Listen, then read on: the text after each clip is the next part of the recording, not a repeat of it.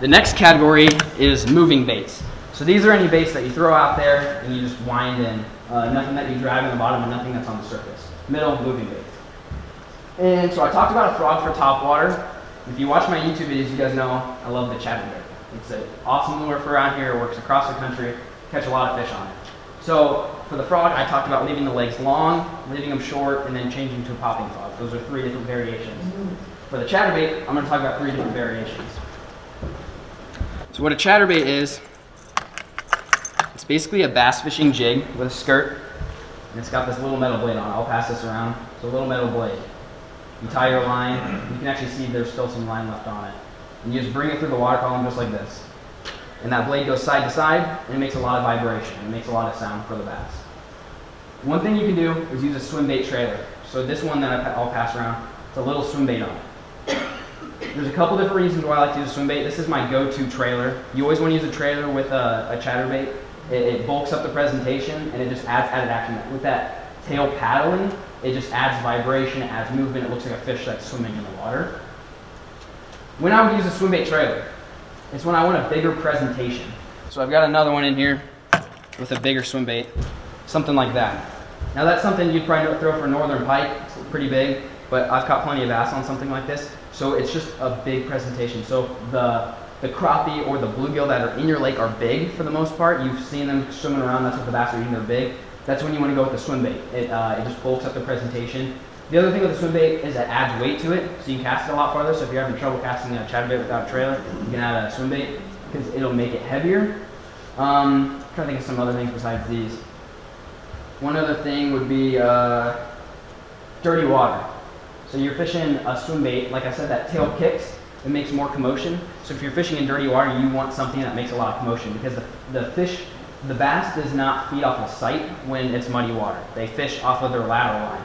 That little black stripe that goes down the side of a bass, it's called their lateral line. That's how they feel. They feel the vibration just like we would hear something, I guess, because I don't think they have ears. But I don't know, I'm not a fish expert.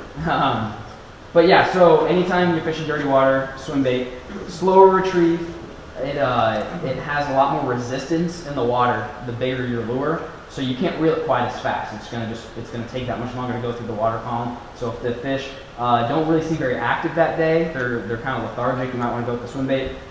And again, I talked about displacing water. And then the next trailer you can use is a Finesse trailer, and that is something like this. So this is much smaller than what I was just holding up earlier. This usually comes, so if you, the original brand of Chatterbait is called Z-Man. That's who invented the Chatterbait. Technically what I'm talking about right now is called the bladed jig, but I call it a Chatterbait. It's kind of like calling tissues Kleenexes. It's just like the brand, they don't own it or anything, but a lot of different brands make something like that. They come with that trailer right there. All the Z-Man products, they come with that trailer. And I call it the Finesse trailer. It's not as big. There's a couple different reasons why you want to use it. It's a smaller presentation. So if you're on smaller fish, or the bluegill or crappie that are in that lake are smaller, they're not as big, you want to use something like this. And then I talked about a slower retrieve with this. This one you can do a faster retrieve. So if the bass are more active, they are chasing a lot of fish, you see them breaking the surface, you want to throw something with a trailer like that because you can move it quicker without it coming up to the surface. The other thing is clear water. If you're fishing in super clear water, I wouldn't say stay away from a swim bait because I throw it, that's usually what I always throw. But just something that's, like I said, it's more finesse, it looks more natural. The thing with clear water fishing is you always want to look natural. You don't want to throw off the wall stuff. You just want to throw what looks like is in the lake. And then the last variation for a Chatterbait is one with no skirt. This is something no one ever really does. And it works really well. So I don't know if any of you guys have done something like this, but basically I put the swim bait on it and I didn't put a skirt on it. They come with a skirt, you rip that skirt right off, and you put a swim bait on. This is something, I've never fished a tournament where I've seen somebody do this. I've seen YouTube videos on it, but I've never seen anybody actually do this. And I don't do it as often as I probably should, but it's a great way to catch fish. It's a different look. What I mentioned earlier is you never want to throw the same thing as everybody else. So if you hear all the bass are biting on chatterbaits at Lake Wanahoo, you don't want to go fishing something like this or these. You want to try something like this. It looks different to the fish. They haven't seen anything like it, and you're going to get more bites. And you get the fastest retrieve. That skirt right there it has a lot of resistance within the water. It's big, it has a big presence. This, you can throw this and wind it as fast as you possibly can, and it won't come up to the surface. So again, if there's schooling fish, there's not a lot of schooling fish around here, unfortunately. But if you travel around, you'll see schooling fish. So basically, bass, they travel in little pods, and they go chase bait fish. So if you see anytime, if you're sitting there on the lake in the morning, especially, and they're breaking the surface, you see shad flickering around. That's when you throw something like this. So you can throw it and you can wind it really, really fast, bring it back to the boat, and get more strikes that way. Then another big question I get for chatterbaits is colors. Those are the only 3 colors I ever throw. Very, very simple. Shad, bluegill, black and blue.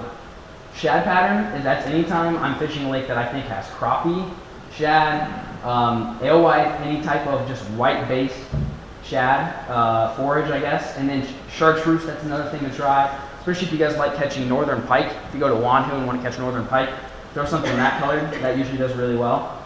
And then bluegill. Bluegill looks like that. It's just kind of green pumpkin. Sometimes they'll have like a little orange belly on it, but I wouldn't pay much attention to it. The times that I like to throw the bluegill is early on in the spring. That's when the bass are going on beds, and they hate when bluegill go and get in their beds because they just stir stuff up. They hate it. So if you imitate what the bass do not like, they eat it not because they're hungry, but because they want to get it away. That's about the only time I throw a green pumpkin one, is usually in the spring. And then black and blue, that's when you want to throw it in dirty water. So when you're fishing dirty water, it doesn't sound right. You would think you want to use bright lures in dirty water, but in reality you want to use the darkest lure you can because it creates a silhouette. So if you imagine yourself looking through muddy water and something black comes in front of you, you can see that a lot better than you can even something that's neon green, because it creates that silhouette up against the sunlight or whatever it is. So around here, we don't have very clear water. So most of the time I throw that black and blue chatterbait. Sometimes if I go to Wandhu or something, it's a little bit clearer, I'll throw something like that. But that's pretty much as far as it goes. I keep it really simple when it comes to colors. It all depends on the water clarity. It is how I pick the colors. What questions do you have? Why not the spinnerbait? That's another question I get a lot. My yesterday's seminar, I basically put them in the same category. It's personal preference and confidence. If you like throwing a spinnerbait, throw a spinnerbait. I like throwing a chatterbait, so I talk about chatterbaits. But they go hand in hand. Same thing with the colors. Everything I said, if it's dirty water, you want to throw a black spinnerbait. If it's clear water, you might want to throw like a green pumpkin. The thing with the chatterbait is it vibrates. So that if it's super dirty water, then you want to throw a chatterbait because it puts off, the bass can sense a little bit better. But if it's clear water, you might want to throw a spinnerbait because it has the flash with the blades, spinning around and stuff. Yes? You talk about a slow and a fast retrieve. Do you ever jig those back in? Yep. That's another thing you can do is you can vary your retrieve. It's a bass fishing jig with a blade on it. So you can fish it just like that. I know a lot of guys will throw it out there, let it sit on the bottom, and they'll do this and they'll rip it up so it chatters and then it goes back down and it sits on the bottom. It chatters and goes back down to the bottom. I hardly ever throw it like that, but it's definitely something you can try. Whenever I talk about retrieves, I just let the fish tell me what they want. You never want to go fishing closed-minded. You always want to be open-minded. Even if you want to catch them on a frog that day, if they don't want to bite a frog, then you shouldn't be throwing a frog.